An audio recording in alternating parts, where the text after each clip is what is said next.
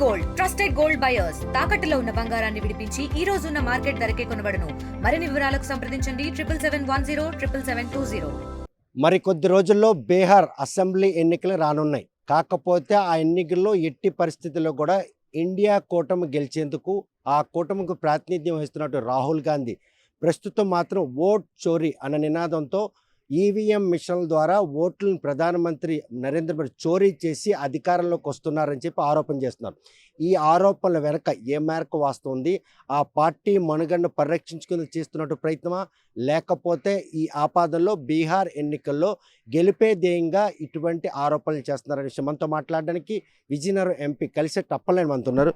చూస్తే కనుక ఇండియా కూటమి ఈరోజు ఏదైతే ఆరోపణలు చేస్తుంది ఈవీఎంలు లో ఓట్లు చోరీ జరుగుతుందని, అది ఏ మేరకు వాస్తవం? రాహుల్ గాంధీ చేస్తున్నటువంటి ఈ ఉద్యమంలో అందరినీ ఆకర్షణలు చేసే పరిణామాలు చోటు చేసుకుని ఇది ఎన్డీఏ కూటమి గడ్డు కాలంగా చెప్పుకోవచ్చా? ఎన్డీఏ కూటమి విజయ పంద ఎగరేస్తున్న విషయాన్ని రాహుల్ గాంధీకి ఆత్మపరిశీలనలో తెలిసిపోయింది. అందుకే ఈరోజు ఎలాగ ఓటమి చెందుతున్నాం కనుక ముందే ఒక రాయేద్దామని ఒక ఆలోచనతో వారు వేసిన పెట్టుబడిది. అందుకే ఈరోజు ఎన్డీఏ కూటమి అద్భుతమైన పరిపాలన చేస్తూ ఈరోజు బ్రహ్మాండంగా ముందుకెళ్తుంది. దేశంలో రాష్ట్రంలో ఎక్కడ ఎన్నికలు జరిగినా ఎన్డీఏ కూటమి అనేది ఒక స్పష్టత వచ్చింది. అందుకు 100% బీహార్లో గెలవబోతున్నాం. దానికి తగ్గట్టుగా ముందుగే, ఎందుకంటే పార్లమెంట్లో మనం చూసాం, ఒక్కరోజు కూడా ప్రజాధనాన్ని దుర్వినియోగం చేశారు. ఎన్డీఏ కూటమికి ఒక్క అవకాశం కూడా ఇవ్వకుండా చేసిన సందర్భం కూడా మనం చూసాం. ఇప్పుడు ఈ ఇండియా కూటమికి ఒకటే నేను చెప్తున్నాను, నిజంగా మీకు అవకాశాలు ఉండేటప్పుడు పక్క రాష్ట్రాలు, దేశంలో అన్ని రాష్ట్రాల్లో ఎన్నికలు జరిగాయి. ఇక్కడ తెలుగు రాష్ట్రంలో తెలంగాణ జరిగింది, అక్కడ కాంగ్రెస్ పార్టీ గెలిచింది, అక్కడ కర్ణాటకలో గెలిచింది. అలాంటప్పుడు ఈఎంలు పనిచేయట్లేదా? సోరీకి గురవుతున్నాయా? ఒక బీజేపీ గెలిచిన దగ్గర జరుగుతుందా? ఎన్డీఏ కూటమి గెలిచిన జరుగుతుందా? అందుకు ఈరోజు ఏంటంటే ఉద్దేశపూర్వకంగా వాళ్ళు ఓటమిని అంగీకరించారు. ఆ ఓటమి ఎలాగా చింతున్నాం కనుక ఇంక మనుగోడు ఉండదని చెప్పేసి ఇది కొత్త పల్లకిని మోస్తున్నారు. ఇది చాలా దారుణమైన పరిస్థితి. మొన్నను కూడా ఒక ప్రమాణ స్వీకారం, ఒక వైస్ ప్రెసిడెంట్ ప్రమాణ స్వీకారం ప్రజాబద్ధం జరిగింది. పోటీ ఎన్నికైన తర్వాత శుభాకాంక్షలు చెప్పడం కూడా ఆయన పరిస్థితిలో రాహుల్ గాంధీ ఉన్నారు. ఇలాంటి సందర్భంలో చూస్తే ఎప్పుడైనా ఒక అవకాశం రావాలని ఏ పార్టీ అయినా అవకాశం కోసం ప్రయత్నం చేయడం తప్పు కాదు. కానీ మనం కూడా తప్పు జరిగి మనకి ఓటమి చెందుతున్నాం అయినప్పుడు పక్క వారికి ముందుగా గంటేయడమే తప్పిది. 100% ఎన్డీఏ కూటమి దేశంలో రాష్ట్రంలో ఏమి జరిగినా విజయకాంతం ఎగరవేస్తుంది. ఇది నరేంద్ర మోదీ గారు ఈరోజు విశ్వగురువుగా ఉన్నారు. ఈరోజు ప్రపంచం అంతా కూడా ఆయన వైపు చూస్తుంది. డెవలప్మెంట్ అంటే చేసి చూపించారు ఇండియాకి. అందుకు ఈరోజు రాష్ట్రంలో చంద్రబాబు నాయుడు గారు ఎన్డీఏ కూటమి నాయకత్వం ఎలాగైతే బలోపేతం అవుతుందో దేశంలో కూడా నరేంద్ర మోదీ గారి నాయకత్వంలో ఆ రకంగా ముందుకెళ్తానని ఆశిస్తున్నాం. చూస్తే కనుక ఏదైతే ఓటు చోరీ జరుగుతుందని రాహుల్ ఉద్యమం బాట పట్టిన ఈ నేపథ్యంలో ఎలక్షన్ కమిషన్ ఈరోజు ఈవీఎంలో ఒక అమెండ్మెంట్ చేసింది. పోటీ చేసే అభ్యర్థి ఫోటోతో పాటు ఆయన పేరు, పార్టీ గుర్తును కూడాను బోల్డ్గా ఓటర్ కనబడ, అంటే ఆయన చేసిన ఆరోపణల్ని వాస్తవాన్ని పరిణామాలు తీసుకొని ఈసీ ఇటువంటి చర్యలు పాల్పడి ఆయనకు ఓతమిచ్చినట్టు అయిపోయింది. అంటే ఇక్కడ ఒక విషయం, ఎప్పుడు కూడా మనకి ప్రక్రియ ప్రకారం జరుగుతుంది అడ్వాన్స్గా. ఇప్పుడు ఉన్న టెక్నాలజీ కానీ అది కూడా అడ్వాన్స్ జరుగుతుంది. ఒకప్పుడు మనం బ్యాలెట్ తీసుకునే ఈఎంఐలు వచ్చాయి, అప్పుడు సీసీ కెమెరాలు వచ్చాయి. ఇప్పుడు డైరెక్ట్గా ఓటేసేటప్పుడు మేము ఓటేసేటప్పుడు కూడా ఎవరు ఓటు వేస్తానో కూడా లైవ్లో కూడా ఇచ్చిన పరిస్థితి ఉంది. ఇవన్నీ కూడా ప్రక్రియ. ఎలక్షన్ కమిషన్ ఎప్పటికప్పుడు జరుగుతూనే ఉంటాయి. ఒకళ్ళు ఆరోపణ చేసేది మాత్రంగా సరి చేసేది కాదు, ప్రతిదీ కూడా జరుగుతుంది.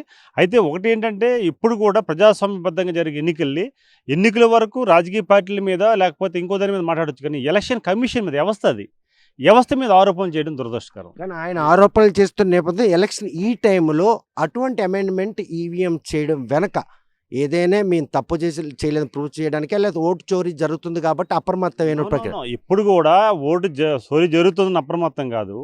ఎప్పుడు కూడా ఒక రాజకీయ పార్టీ ఎన్నికలు జరిగినప్పుడు అన్ని రాజకీయ పార్టీ సమావేశాలు పెడతారు. అందరం కూర్చుని పెడతారు, సజెషన్ కూడా తీసుకుంటారు. మన గ్రామ పంచాయతీ ఎన్నికలు జరిగినా సరే ముందుగా రాజకీయ పార్టీలు, ఇటు పోలీసు కానీ, రెవెన్యూ కానీ, ఈ యంత్రాంగం కానీ శాంతి భద్రత లేకుండా మీటింగ్ పెట్టమని ఎలక్షన్ కమిషన్ ఆదేశం జరుగుతుంటాయి. అక్కడ కూడా దేశంలో జరుగుతుంటాయి. అప్పుడు సజెషన్ అందరూ ఇస్తారు. ఇచ్చినప్పుడు కూడా అది పాజిబిలిటీ ఉంటే ఖచ్చితంగా అది అందరికీ ఉపయోగపడింది, విజిబిలిటీ ఉందంటే ఖచ్చితంగా తీసుకుంటారు. అందులో భాగంగా ఖచ్చితంగా తీసుకున్నారు. అందులో భాగంగా జరుగుతూనే ఉంది. అందరూ సజెషన్ ఇవ్వచ్చు. ఎలక్షన్ నిర్వహణ ఎలా చేయాలి, శాంతి భద్రతల వివాదం కలగకుండా ఏం చేయాలి, అసలు ఓటర్ స్వేచ్ఛగా ఓటు ఎట్లా వేసుకోవాలి, ఎలక్షన్ కమిషన్ బాధ్యత అది ప్రక్రియ చేస్తుంది. ఇది ఎప్పుడైనా జరుగుతూనే ఉంది అది. అందుకే ఓడిపోయినవాడు ఎలక్షన్ కమిషన్ మీద అభియోగం చేయడం కంటే అసలు ఓటర్ని ఎందుకు చెందాము, అసలు ప్రజలకు ఎందుకు దగ్గర అవ్వలేకపోతున్నాం, అది ముందు గ్రహించుకోవాల్సిన అవసరం ఉంది. చూస్తే కనుక ప్రస్తుతం నిన్న జరిగినటువంటి ఉపరాష్ట్రపతి ఎన్నికల్లో ఒక తెలుగు వారి అభ్యర్థి ఓటమి, ఒక తెలుగు ఎంపీగా ఈరోజు మీకు మదనపాటు అనిపించట్లేదు? మాకు ఒకటేనండి, ఎన్డీఏ కూటమి నాయకత్వం, ఎన్డీఏ కూటమి అభ్యర్థిగా మా నాయకుడు చంద్రబాబు నాయుడు గారు ప్రకటించిన తర్వాత ఖచ్చితంగా మేము ఓటు చేయాల్సిన అవసరం ఉంది. అదే సమయంలో గతంలో కూడా మేము చెప్తున్నాం, ఎన్డీఏ కూటమి నాయకత్వాన్ని మేము ఆల్రెడీ ప్రకటించిన తర్వాత మేము మద్దతు ప్రకటించారు. మా నాయకుడు వచ్చి, మన యువ నాయకుడు నారా లోకేష్ గారు వచ్చారు, వచ్చి స్వయంగా కలిసిన తర్వాత తెలుగు అభ్యర్థి మేము పెట్టామని వాళ్ళు ఏదో కూటమి పెట్టుకుంటే మేమేం చేస్తాం, దానికి ఇండియా కూటమి పెట్టుకుని మేము దాన్ని చేయడానికి ఏం లేదు. అడ్వాన్స్గా అసలు అవకాశం లేదు.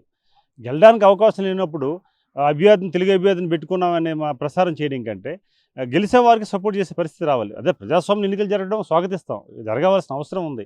కానీ దానిని మేము ఎన్డీఏ కూటమితో కలుస్తున్నాం కదా, ప్రతి విషయంలో కూడా రాష్ట్రానికి ఎన్డీఏ కూటమి ప్రధానమంత్రిగా సహాయ శాఖలు పరిపూర్ణంగా ఉన్నాయి. అట్టడిగిన రాష్ట్రం పూర్తిగా నాశనం చేసేసాడు కదా జగన్మోహన్ రెడ్డి. ఆ సందర్భంలో మాకు ఇచ్చిన సహాయ సహకారాల్లో మేము ఖచ్చితంగా సపోర్ట్ చేయాల్సిన అవసరం ఉంది. బ్రహ్మాండంగా సపోర్ట్ చేస్తాం. గతం కంటే మెరుగ్గా ఆయన గెలిచాడు.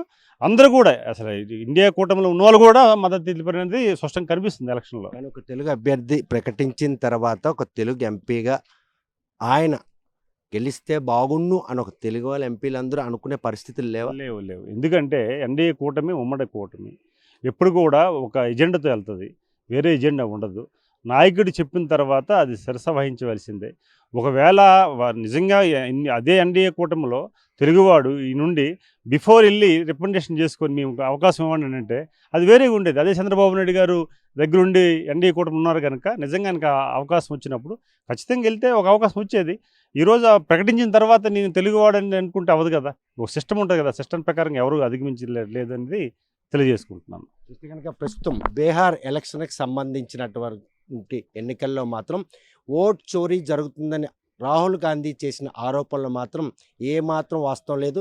2 రాష్ట్రాల్లో కాంగ్రెస్ పార్టీ అధికారంలోకి వచ్చిన దగ్గర అక్కడ ఈవీఎంలు సజావుగా పనిచేస్తున్న ఏకీపించి ఓడిపోయిన దగ్గర మాత్రం ఓట్ చోరీ జరుగుతుందని ఆరోపించడం, ఇవి కాకుండా ఓటమికి గల కారణాలను ఆరా తీయాలే తప్ప ఈవీఎంలపై ఆపాదించడం మాత్రం తగదని చెప్పారు. కాకపోతే జరిగినటువంటి ఉపరాష్ట్రపతి ఎన్నికల్లో తెలుగు అభ్యర్థిని ఇండియా కూటమి ప్రకటించడం మాత్రం ఈరోజు తెలుగు వారి మధ్య చిచ్చు పెట్టేందుకు చేసిన ప్రయత్నం.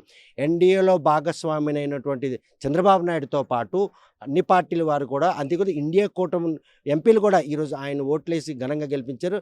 ఇండియా కూటమికి సంబంధించినటువంటి ఈ కుయ్యెత్తులు మాత్రం ఈ భారతదేశంలో ఎవరో కూడాను పరిగణలోకి తీసుకో పరిస్థితి లేదు. ఓట్ చోరీ విషయంలో రాహుల్ గాంధీ ప్రస్తుతం మాత్రం తన పార్టీ ఉనికితో పాటు ఇండియా కూటమిని ఉనికిని కాపాడుకునేందుకు చేస్తున్న ప్రయత్నంలో భాగమే అని కలిసేటప్పుడు స్పష్టం చేస్తున్నాం. వీడియో జర్నలిస్ట్ రామకృష్ణతో సత్యం, RTV శ్రీకాకుళం. తెలుగులో న్యూస్ కి ఫాస్టెస్ట్ యాప్ ఇప్పుడు టోటలీ న్యూ అవతార్లో జస్ట్ 5 seconds లో కంప్లీట్ న్యూస్. సోషల్ మీడియాలో ట్రెండ్స్ కి one stop solution. Live TV app voice search option తో ఇప్పుడే డౌన్లోడ్ చేయండి లేదా అప్డేట్ అయిపోండి. యాప్ లింక్ డిస్క్రిప్షన్ లో ఉంది.